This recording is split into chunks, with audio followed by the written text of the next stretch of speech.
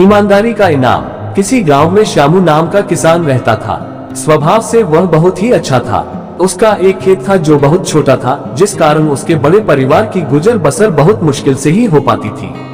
श्यामू अपने खेत में बहुत मन लगाकर काम करता, लेकिन खेत छोटा होने के कारण काम कुछ ही घंटों में खत्म हो जाता था। उसके बाद वह खाली रहता था। काम के बाद का खाली समय श्यामू को बिताना भारी पड़ता था। इसलिए उसने एक दिन सोचा कि क्यों न इस खाली समय में गांव के ही सेठ जी के खेत पर मजदूरी कर लिया जाए। इससे खाली समय भी कट जाएगा और घर में पैसे की कमी भी कुछ दूर हो जाएगी। गांव के सेठ जी बड़े भले इंसान थे। श्यामू जब उनसे काम मांगने गया तो सेठ जी ने कहा, तुम्हें मेरे खेत पर मजदूरी करने की जरूरत नहीं है। आज से मैं पूरे खेत की जिम्मेदारी तुमको देता हूँ। जो भी फसल होगी आधा मुझे दे देना और आधा तुम ले जाना। सेठ जी के इस भले व्यवहार से श्यामू बहुत खुश हुआ और अगले ही दिन उनके खेत पर काम शुरू कर दिया।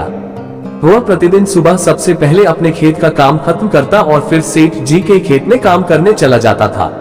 एक दिन दोपहर को जब श्यामू सेठ जी के खेत में हल चला रहा था, उसी वक्त उसका पैर किसी सख्त चीज से टकराया। जब उसने मिट्टी हटाकर देखा तो वहां पर मिट्टी से बना एक छोटा मटका था, जिसके ऊपर लाल कपड़ा बंधा हुआ था।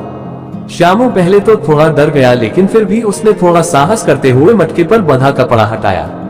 जैसे ही उसने मटके के अंदर देखा, उसके आश्चर्य का ठिकाना न रहा। उसमें सोने के कई आभूषण थे।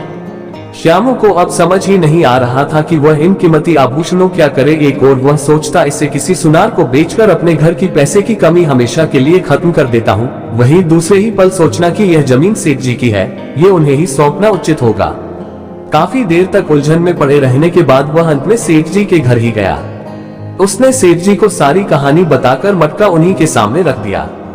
मिट्टी का वह मटका देखकर सेठ जी उसे पहचान गए और बोले, ये मेरी दादी के आभूषण हैं। मैं कई वर्षों से इसे खोजने की कोशिश कर रहा था। मुझे पता नहीं था कि ये कहाँ गड़े हुए हैं। इन्हें अचानक खोजकर तुमने बहुत बड़ा उपकार किया है।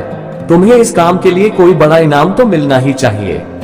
सेठ जी, मुझे आपने अपने खेत पर काम दिया, यही बहुत है। अब मुझे कोई इनाम नहीं चाहिए। श्यामू ने सेठ जी से हाथ जोड़कर आग्रह किया। फिर सेठ जी ने कहा, श्यामू, मैं जानता हूँ तुम बहुत मेहनती और ईमानदार हो, लेकिन इनाम तो तुम्हें स्वीकार करना ही होगा।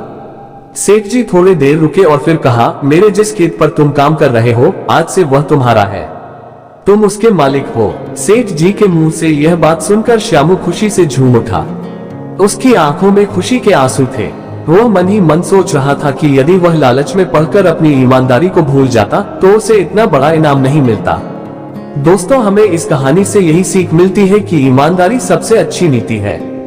थोड़े से लालच के लिए किसी के साथ बेईमानी नहीं करनी चाहिए।